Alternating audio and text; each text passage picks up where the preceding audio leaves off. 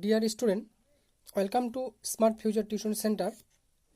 Class 12 third সেমিস্টারের দর্শন বিষয়ের আগের ভিডিওতে আমি প্রথম অধ্যায়ে যে তোমাদের দ্রব্য রয়েছে সেই প্রথম অধ্যায় থেকে আগের ভিডিওতে আমি বেশ 22টি প্রশ্ন আমি তোমাদের সামনে তুলে ধরেছিলাম। দেখতে পাচ্ছ। নেক্সট আমি তারপরে 23 নম্বর থেকে তোমাদের আমি দেখাচ্ছি। দেখে নাও প্রশ্নগুলি কি কি দিয়েছি। মোস্ট ইম্পর্টেন্ট প্রশ্ন দেখতে পাচ্ছ। 23 নম্বর প্রশ্নটা, মুখ্য গুণগুলি বস্তুগত এবং গৌণগুণগুলি মনোগত। কে বলেছেন সেই কথাটি? মুখ্য গুণ এবং গৌণগুণ এই প্রসঙ্গটা যখনই আসবে তখন হচ্ছে আমাদের লক, উত্তর হবে লক। লাইবনিস বলেছে। স্তম্ভ মিলিয়ে সঠিক উত্তরটি নির্বাচন করো। এরপর একটি স্তম্ভ দেওয়া রয়েছে, এই স্তম্ভটি তোমরা মিলিয়ে নাও। ডেকাত হলেন আমাদের দ্বৈতবাদী দার্শনিক, স্পিনোজা হচ্ছেন আমাদের অদ্বৈতবাদী দার্শনিক, লাইবনিস ভৌতবাদী দার্শনিক এবং বার্কলে অহং সর্বস্ববাদ। তাহলে এটার অপশন নম্বর আমাদের সিটা যাচ্ছে। ঠিক আছে, তোমরা খাতার মধ্যে নোট করে নিয়ে খুব সুন্দর করে পড়তে শুরু করবে, দেখবে পরীক্ষাতে এই প্রশ্নগুলির মধ্যে থেকে থাকবে, এর বাইরে প্রশ্ন হতে পারে না। 26 নম্বর প্রশ্ন দেখতে পাচ্ছ, দ্রব্য হলো গুণের আধার বা আশ্রয়। তাহলে দ্রব্য হলো গুণের আধার বা আশ্রয়, এই কথাটি কে বলেছেন? এই কথাটি আমাদের ডেকাত বলেছেন। ঠিক আছে, নেক্সট প্রশ্ন তোমরা দেখতে পাচ্ছ 27 নম্বর প্রশ্ন, দ্রব্য হলো গুণসমূহের অজ্ঞাত ও অজ্ঞেয় আধার, এই কথা কে বলেছেন? এই কথাটি আমাদের লক বলেছেন।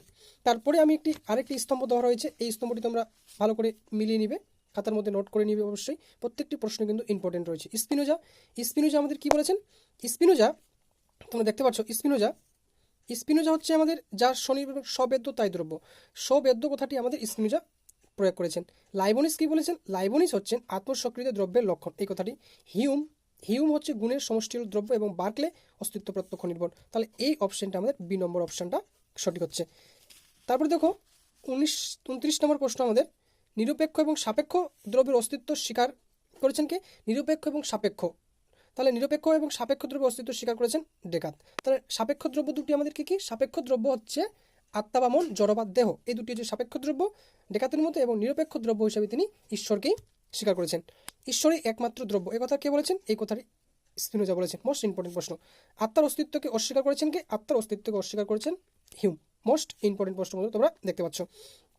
নেক্সট প্রশ্ন দেখে নাও। তারপরে দ্রব্য হলো সংবেদন বা মুদ্রণ গুচ্ছ, একথা বলেছেন কে? মুদ্রণ প্রসঙ্গটা যখন আসবে তখন আমাদের উত্তর করতে হবে হিউম, এই প্রশ্নটা আমাদের উত্তর বলে হিউম বলেছেন। তারপরে প্রশ্ন দেখে নাও, বিভিন্নভাবে ঘুরিয়ে আসতে পারে অঙ্গিভঙ্গিতে, কিন্তু আমাদের উত্তরটা একটাই হবে। জড়দ্রব্য নেই। দেখো বন্ধুরা, বার্কলে দুটি দ্রব্যকে স্বীকার করেছিলেন, সেটা হচ্ছে ঈশ্বর আর হচ্ছে আত্মা। তিনি কিন্তু জড়দ্রব্যের অস্তিত্বটাকে অস্বীকার করেছেন। জড়দ্রব্য নেই, তিনি জড়দ্রব্যটাকে বিশ্বাসই করেন না। তাহলে প্রশ্নটা এইভাবে থাকতে পারে, জড়দ্রব্য নেই, জড়দ্রব্যের অস্তিত্ব নেই, জড়দ্রব্যের অস্তিত্বকে অস্বীকার করেন। এই কথা কে বলেছেন? এই কথাটি আমাদের বার্কলে বলেছেন। এই লাইনটা বিভিন্নভাবে অঙ্গিভঙ্গিতে আসতে পারে। সাবস্টেন্স কথাটির ব্যুৎপত্তিগত অর্থ কি? সাবস্টেন্স কথাটির ব্যুৎপত্তিগত অর্থ হচ্ছে নিম্নের দণ্ডায়মান, যা স্বনির্ভর তাই দ্রব্য, এ কথা কে বলেছেন? এই কথাটি আমাদের ডেকাত বলেছেন। ঠিক আছে, দেখতে পাচ্ছ। তারপরে যে প্রশ্নটি আমি তুলে ধরছি, যা স্বয়ংসম্ভব সবেদ্য তাই দ্রব্য, একথা কে বলেছেন? একথা আমাদের স্পিনোজা বলেছেন। কোন দার্শনিককে সর্বস্ববাদী বলা হয়? স্পিনোজাকে আমাদের সর্বস্ববাদী বলা হয়। দ্রব্য হলো দুই প্রকারের, চিন্তনশীল ও অচিন্তনশীল, একথা কে বলেছেন? লক বলেছেন। দ্রব্য হলো অবিভাজ্য, স্বয়ংক্রিয় ও চেতন, একথা কে বলেছেন? লাইবনিস বলেছেন। মনাড বা চিৎপূর্ণের অস্তিত্ব কে বলেছেন? লাইবনিস বলেছেন। খুব ইম্পর্টেন্ট প্রশ্ন বন্ধুরা। তারপরে প্রশ্ন দেখে নাও, যা স্বনির্ভর ও অন্য নিরপেক্ষ তাই দ্রব্য, একথা কে বলেছেন? এই কথাটি আমাদের ডেকাত বলেছেন। দেখতে পাচ্ছ তোমরা, এই কথাটি আমাদের ডেকাত বলেছেন। নেক্সট ভিডিওতে আমি অবশ্যই পরের যে প্রশ্নগুলি রয়েছে সেই পরের প্রশ্নগুলি আমি নেক্সট ভিডিওতে আলোচনা করব।